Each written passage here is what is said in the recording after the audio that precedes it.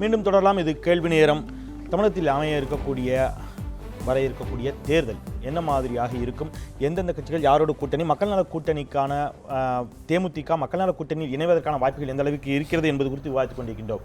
சொல்லுங்க. இல்லை அதாவது நீங்கள் எந்த ஒரு கட்சியும் தான் ஒரு தனித்து நிற்கணுமோ இல்லை யாரோட கூட்டணி வைக்கணுமோ அவங்களுடைய உரிமை. அதாவது இந்த மக்கள் நல கூட்டணி உருவாகிறதுக்கு எவ்வளவு நாட்கள் தான் இந்த கட்சிகள் சிறிய கட்சிகளாக இருக்கலாம், ஒரு 2% ஓட்டு வாங்குறவங்களோ 3% ஓட்டு வாங்குறவங்களோ கட்சிகளாக இருக்கலாம். ஆனால் அந்த மக்களுடைய ஆஸ்பிரேஷன்ஸ், எதிர்பார்ப்புகள் எப்பவுமே தேர்தலில் கொண்டு போய் திமுகவோ அண்ணா திமுகவோ ஓட்டை போட்டு விட்டுட்டு அதோட கம்முன்னு 5 வருஷம் உட்காந்துருக்கணுங்கிற எதிர்பார்ப்பு எப்படி நியாயம்? அதுக்கு தான் இந்த இவர் திருமாவளவன் கேட்குறாரு, ஏன் ஆட்சியில் பங்கு கொடுக்க முடியாது அப்படிங்கிற கேள்வி வைக்கிறார். ஸோ அதனால இந்த கட்சி மக்கள் நல கூட்டு இயக்கம் இந்த மாதிரி ஒரு அமைப்பாக செயல்படுவது அவர்களுக்கு உரிமை. அதனால் அதாவது பெரிய கட்சிகளை உட்கார்ந்துக்கிட்டு பர்மனண்டா எங்களுக்கு ஆதரவு ஐதர் அவங்களுக்கு கொடுக்கணும் எங்களுக்கு. பீகார் தேர்தலை மையப்படுத்தி பேசினார்கள். பீகார் நிலைமை வேறு, தமிழகத்தின் நிலைமை வேறு என்று சொல்லக்கூடும். பீகார்ல 2 முக்கிய கட்சிகள், 2 முக்கிய ஆளுமைகள், நிதிஷாக இருக்கட்டும் அல்லது லாலுவாக இருக்கட்டும், ஏதோ ஒரு இடத்தில் சமரசம் செய்கிறார்கள். 2 பேரும் ஒரே அணியில் இருக்கக்கூடிய வாய்ப்பு உருவாகிறது என்று சொன்னால் வைகோ, விஜயகாந்த், திருமாவளவன், இடதுசாரிகள் உள்ளிட்டவர்களால் ஏன் அது சாத்தியம் இல்லை அப்படிங்கிற கேள்வி வரும். இதுல யாரோ ஒருத்தர் ஏன் காம்ப்ரமைஸ் ஆக மாட்டாங்க, அதற்கான வாய்ப்புகள் இல்லவே இல்லை என்று நம்மால் மறுக்க முடியுமா? இல்ல அதாவது இங்கிருந்து விட்டுட்டு திமுக போறதான் சொல்றேன். நான் கேட்கறது முதலமைச்சராக யாரை முன்னிறுத்துவது இந்த அணியில் அப்படிங்கிற ஒரு கேள்வி வைக்கிறாங்க. அந்த கேள்விக்கு என்ன பிரச்சனை என்றால், இப்போ இந்த மக்கள் நல கூட்டு இயக்கத்துல புதிதாக ஒரு கட்சி வந்திருக்கு. கட்சியே இல்லை தமிழ்நாட்டில், புதுசாக ஒரு கட்சி உருவாக்கி இப்போ ஆம் ஆத்மி கேஜ்ரிவால் எப்படி வந்தார் அந்த மாதிரி வந்தாங்கன்னா ஒரு அன்னோன் எலிமெண்ட் இருக்கும். ஸோ அந்த தலைவரை வைத்து கவரக்கூடிய ஒரு மக்களை கவரக்கூடிய வாய்ப்பு அந்த அந்த அந்த கூட்டு இயக்கத்துக்கு இருக்கிறதுக்கான வாய்ப்பு இருக்கு. இங்கே இருக்கிற எல்லா தலைவர்களும் மக்கள் 20 ஆண்டு காலமாகவோ 25 ஆண்டு காலமாகவோ ஏற்கனவே பார்த்துருக்குறாங்க. ஸோ அவர்களுடைய ஒரு நிமிஷம், அவர்களுடைய ஸ்டேச்சர், கலைஞருடைய ஸ்டேச்சரோ இல்லை செல்வி ஜெயலலிதாவுடைய ஸ்டேச்சரோட அதை ஒப்பிட முடியாது. ஏன்னா அந்த மாதிரி இருந்ததுன்னா அந்த தலைவர்கள் ஏன் 2% 3% வாக்குகள் மட்டும் வாங்க வேண்டும்? 10 ஆண்டு காலத்திலேயோ 20 ஆண்டு காலத்திலேயோ அந்த 2%ங்கிறது 5% ஆகி 10% ஆகி 15% ஆயிருக்கும். ஆனால் விஜயகாந்த் உட்பட 15%ங்கிறது ஆரம்பிச்சு குறைஞ்சு 5% வந்திருக்கு. ஸோ அதனால நீங்க இந்த 2 தலைவர்களுடைய இங்க திமுக இருக்கட்டும் அதிமுக இருக்கட்டும் ஒரு வாதத்தை வைப்பாங்க. 96 அதிமுக டோட்டலா வாஷ் அவுட் ஆச்சு. பட் 2001 மீண்டும் எழுகிறார்கள். 2004 நாடாளுமன்ற தேர்தல் வேறு விதமாக இருக்கிறது, 2009 வேறு விதமாக இருக்கிறது.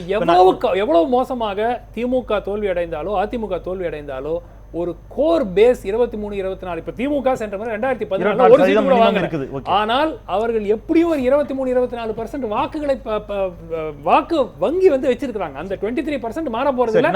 அந்த இடத்துல தான் இல்ல, அந்த இடத்துல ஒரு முகநூலில் கூட அதை பத்தி ஒரு பதிவு வந்திருந்துச்சு. 24 விழுக்காடு திமுகவிற்கு நீங்க பேஸா இருக்குது, உறுதியா இருக்குது அப்படிங்கிற வாக்கு சதவீதம். அதன் போக ஆட்சி மாற்றத்தை ஏற்படுத்த நினைக்கக்கூடியவர்களுடைய வாக்கு அப்படிங்கிறது. அதே மாதிரி அதிமுகவிற்கான ஒரு வாக்கு சதவீதம் 24-25 பேசிக்கா இருக்குது. அந்த நேரத்தில் கொஞ்சம் சரி அதிகம்னே வச்சுக்கலாம். இதை தாண்டி 100 விழுக்காட்டுல இந்த 2 பேருக்கும் சேர்த்து 50 விழுக்காடு போனா கூட மீதி 50 விழுக்காடு யாருக்கான வாக்குங்கிற கேள்வி இருக்குது. இல்ல டிபிக்கலா நீங்க சென்ற நாடாளுமன்ற தேர்தலை பாத்தீங்கன்னா கிட்டத்தட்ட 65% அதிகமாக அதிமுகவும் திமுகவும் இரண்டு அப்கோர்ஸ் பெரிய அளவுல கூட்டணி கிடையாது. திமுக கூட புதிய தமிழகம் இருந்தாங்க, மனிதநேய மக்கள் கட்சி இருந்தாங்க, சின்ன கட்சிகள். பட் 2 பேரும் பாத்தீங்கன்னா கூட்டு சேரும் போது கிட்டத்தட்ட 65% வாக்குகள் வருது. ஸோ அந்த 50% வாக்குகள் இல்லை, ஒரு 35% வாக்குகள் இதுக்கு அப்பாற்பட்டு இருக்கின்றன. அது எங்க இருக்குன்னா பிஜேபி கிட்ட கொஞ்சம் இருக்கு, காங்கிரஸ் கிட்ட கொஞ்சம் இருக்கு, மதிமுக கொஞ்சம் கிட்ட இருக்கு, கம்யூனிஸ்ட் இருக்கு. அப்படி எல்லாம் பிரிஞ்சு 5 3 2 அப்படிங்கிற வர அடிப்படையில் அந்த 35% பிரியுது. ஸோ பிளஸ் ஒரு அன்டிசைடட் ஷேர் ஆஃப் ஓட்டர்ஸும் சில பேர் இருக்கிறாங்க. அது இந்த பக்கம் போகலாம் அந்த பக்கம் போகலாம். அதனால ஸோ மிக முக்கியமான ஒரு விஷயம், கிரிட்டிக்கல் மாஸ் மக்கள் நல கூட்டு இயக்கத்துக்கு வரணுமா? மிக முக்கியங்க.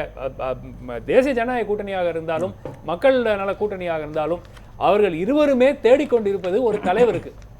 யார் முதலமைச்சர் வேட்பாளராக முன்னிறுத்தி மக்களை கவர முடியும்?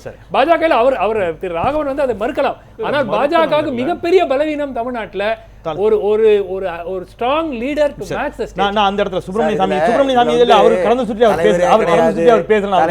தலைவரே கிடையாது.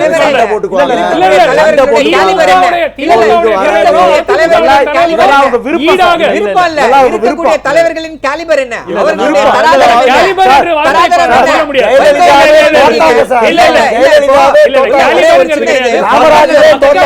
ஒரு தலைவர் தமிழ்நாட்டு வரலாறு காமராஜரே தோத்துறாரு. ஜெயலலிதா அவர்களே தோல்வி பெற்றார். சொன்ன மாதிரி நீங்க வந்து அரவிந்த் கெஜ்ரிவாலை கொண்டு வந்து இங்க வந்து கம்பேர் பண்றீங்க, கம்பேர் பண்ணி கான்ட்ராஸ்ட் பண்றீங்க. அதாவது வந்து அவருடைய கருத்து கேட்கும் இல்ல, நான் உங்ககிட்ட வரேன். கடந்து அவருடைய கருத்து கேட்கும் வராதுன்னு பேசுறீங்க. இல்ல அவர் இதே ஆளுங்களை வச்சு வராது, திமுக ஆளுங்களை வச்சு வராது, அதே வைகோ வச்சு வராது. அவருக்கான வாய்ப்பு இது. தலைவர்களுக்கு கேலிபர் இல்லைங்கிற வார்த்தையை சொல்லவே இல்லை. நான் என்ன சொல்றேன்னா, மக்களை அவர்களால் கவர முடியவில்லை. இந்த ரெண்டு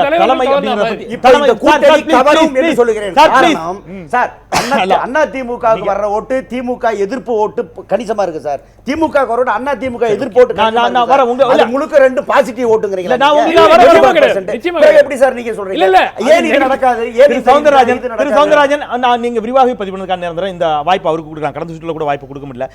அவர் கேட்ட மாதிரி தலைமை அப்படிங்கறத பத்தி ஒரு கேள்வி இருந்தார். திரு சுப்பிரமணியன் சாமி இன்றைக்கு ஊடகவியலாளருடைய கேள்விகளுக்கு பதிலளித்திருக்கின்ற பொழுது அதையும் சுட்டி காட்டுறான். அதுக்கு ரிலவெண்டான கேள்விகள் தான். திமுக அதிமுக ஆகிய இரு கட்சிகளின் கைக்குலிகளாக இருந்தே சில பாஜக தலைவர்கள் பழக்கப்பட்டு விட்டனர். அந்த இரு கட்சிகளின் தோல் மீது நிற்காவிட்டால் தங்களின் அடையாளம் மக்களுக்கு தெரியாது என்ற கலாச்சாரத்துடன் அவர்கள் வாழ்கிறார்கள். தமிழகத்தில் பாஜக வளர வேண்டுமானால் குறைந்தபட்சம் 2 பொது தேர்தலிலாவது பாஜக தனித்து போட்டியிட வேண்டும் அப்படின்னு சொல்லிட்டு, கூட்டணி இருந்தால் 4-5 பேரை தலைவராக வைத்துக்கொண்டு தங்களுக்கு வேண்டியவர்களுக்கு எம்எல்ஏ சீட் வாங்கிக் கொள்ளலாம், அமைச்சரவையில் இடம்பெறலாம், டெல்லியிலிருந்து பணம் வரும் என்ற எதிர்பார்ப்புகள் எல்லாம் இங்கே சில தலைவர்கள் இருக்கிறார்கள். தேர்தலில் திமுக அல்லது அதிமுக அல்லது வேறு கட்சிகளுடன் கூட்டணி வைத்துக் கொண்டால் அவையும் பாஜகவிற்கு பணம் கொடுக்கும் என்றும் சிலர் நினைக்கிறார்கள். இதனால் களப்பணியில் ஈடுபடாமல் சுகமாக தலைவர்களாகக்கூடிய கனவுகளோடு சிலர் இங்கே இருக்கிறார்கள். அவர்கள் என்னை ஆதரிப்பதில்லை அப்படின்னு ஒரு கேள்விக்கு பதில் சொல்லிக்கிறார். பாஜகவில் திமுக அல்லது அதிமுகவோடு கூட்டணி வைத்துக் கொண்டு அல்லது ஏதாவது ஒரு கட்சியோடு கூட்டணி வைத்துக் கொண்டு பயணப்பட வேண்டிய நிலையில் தான் தமிழகத்தில் பாஜக இருக்கிறதா? இது திரு சுப்பிரமணிய சாமி அவர்கள் ஊடகவியலாளர் 2014 அதுக்கு ஒரு ஆன்சர், அவருடைய கேள்விக்கு இது ஆன்சர். 2014 திராவிட முன்னேற்ற கழகம் அதிமுக இல்லாத ஒரு மாற்றை கொண்டு வரணும்னு முயற்சி செஞ்சு 19% வாக்குகளை பெற்றோம்.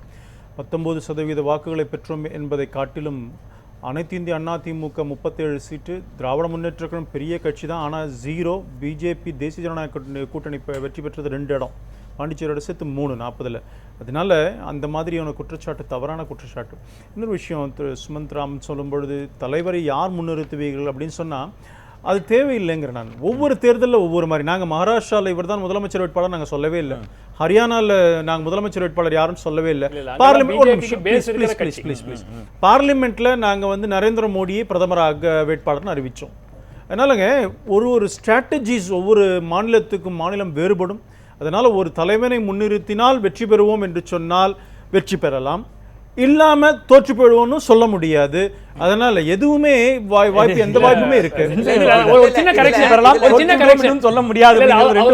இல்லங்கிறதுனால வெற்றி பெற முடியாதுங்கிறதும் அர்த்தம் இல்லை. அதுக்கு சொல்ல வரேன் நான். அதனால பொலிட்டிக்கல் ஸ்ட்ராட்டஜிஸ்ங்கிறதுங்க அந்த நேரத்தில் எடுக்கிறது தான்.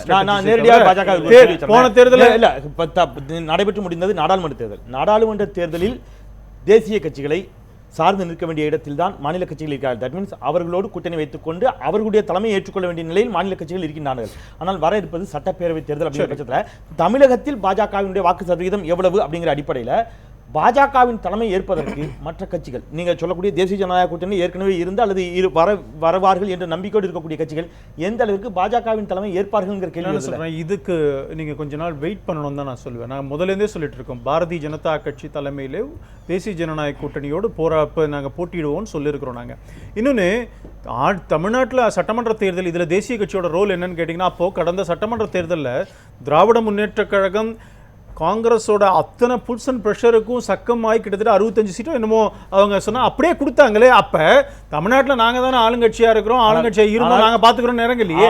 அங்கே தேசிய கட்சியினுடைய அத்தனை தொகுதிகள் கொடுத்து வெற்றி தோல்வியை பற்றி பேசலை, ரெலவெண்ட்டே இல்லைன்னு பேசும்பொழுது அது இல்லைங்கிற. ஏன்னா எப்பயுமே அப்போ இப்போ கூட்டணி இந்த இவங்களுடைய கூட்டணி கூட இருக்கிறது எந்த தைரியத்தில் நாங்கள் வெற்றி பெறுவோம்னு நினைக்கிறாங்க, இறங்குறாங்க. அதோட குறை சொல்ல முடியாது, குறை சொல்றதுக்கு ஒன்றும் கிடையாது. ஆனால் நான் என்ன சொல்கிறேன்னு சொன்னால், இந்த அளவுக்கு இவர்கள் இருப்பவர்கள் கடைசி வரை இருப்பார்களா என்ற சந்தேகம் நிச்சயமாக எல்லார்ட்டையும் அல்லது தேசிய இருக்கு. ஜனநாயக கூட்டணி ஏன்னா கடந்த தேசிய ஜனநாயக கடந்த கூட்டணி நாடாளுமன்ற காலத்துல தேர்தல் முடிந்த இருந்த ஒரு வாரத்துக்குள்ளேயே track record. முரண்படுவார்களா? நாங்கள் இல்ல எங்களுடைய கூட்டணி தேர்தலை சந்தித்து வெளியில வந்தது. அதுதான் ஆனால் இவர்களுடைய கூட்டணி கடந்த காலங்கள்ல எந்த அளவு அப்படியே ஸ்டபானா இருந்தது. இப்ப ஒரே ஒரு கேள்வி, ஒரு கேள்வி மட்டும் பதில் வாங்கிட்டு வந்துடுறேன். வரேன், ஒரே ஒரு கேள்வி. பட்டாளம்